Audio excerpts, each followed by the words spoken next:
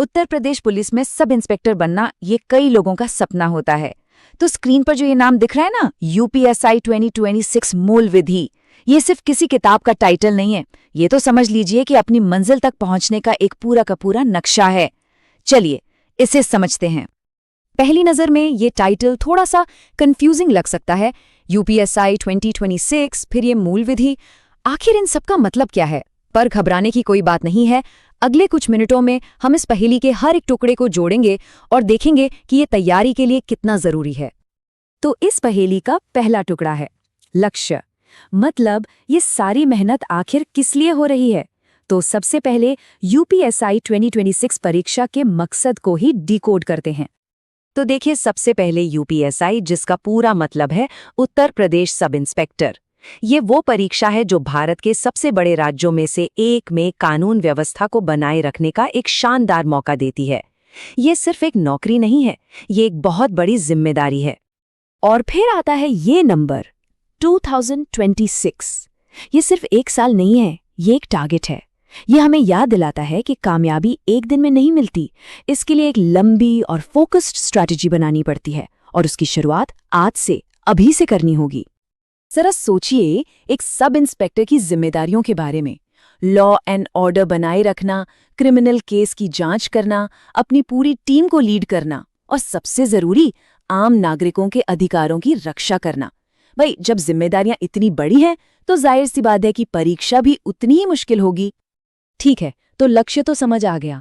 अब आते हैं पहेली के दूसरे और सबसे अहम हिस्से पर, चुनौती। और ये चुनौती है मूल विधि के कोड को क्रैक करना। तो सवाल उठता है कि आखिर ये मूल विधि है क्या? सुनने में थोड़ा भारी भरकम लगता है ना? पर सच तो ये है कि इस पूरे एग्जाम की तैयारी का ये एकदम सेंटर पॉइंट है। चलिए इसको एकदम आसान बनाते हैं।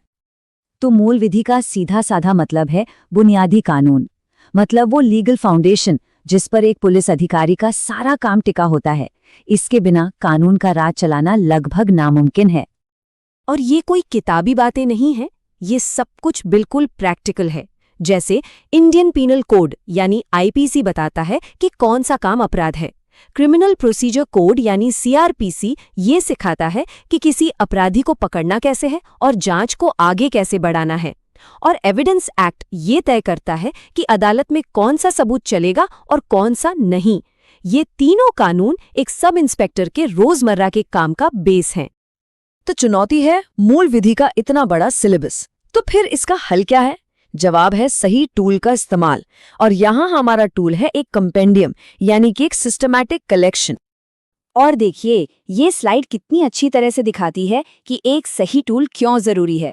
एक तरफ है बिना किसी स्ट्रक्चर के पढ़ाई करना, जो कंफ्यूजन और स्ट्रेस पैदा करती है, और दूसरी तरफ है एक चैप्टर वाइज कंपेंडियम जो एक लॉजिकल फ्लो देता है।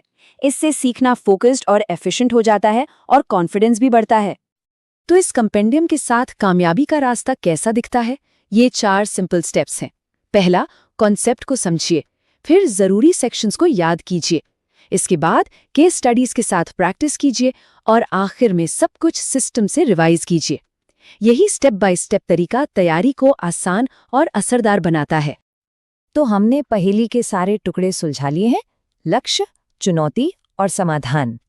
अब इन सबको एक साथ रख के देखते हैं कि पूरी पिक्चर क्या बनती है। एक बहुत ही गहरी बात है, कानून पर महारत हासिल करना ही उसे बनाए रखने का पहला कदम है। ये एक लाइन तैयारी को भविष्य की ड्यूटी से सीधे सीधे जोड़ देती है। तो आखिर में बात यह है कि ये टाइटल सिर्फ एक नाम नहीं है, ये एक वादा है। 2026 में सब इंस्पेक्टर बनने के लिए जो बुनियादी कानून चाहिए, उस पर मास्टरी हासिल करने का एक सीधा और स्ट्रक्चर्ड रास्ता। ये सिर्फ ये नहीं बताता कि क्या पढ़ना है, बल्कि ये भी बताता है कि कैसे पढ़ना है। और आखिर में चलिए इस पूरी बातचीत को एक सवाल पर रोकते हैं। सोचिए, जब पुलिस फोर्स को कानून की इतनी गहरी समझ होती है, तो क्या हमारा समाज ज्यादा न्यायपूर्ण और ज्यादा महफूज नहीं बन जाता? मतलब ये सवाल सिर्फ एक एग्जाम क्लियर करने का नहीं है, बल्कि एक बेहतर भविष्य बनाने का है। और इस पर सोचना तो बनता है।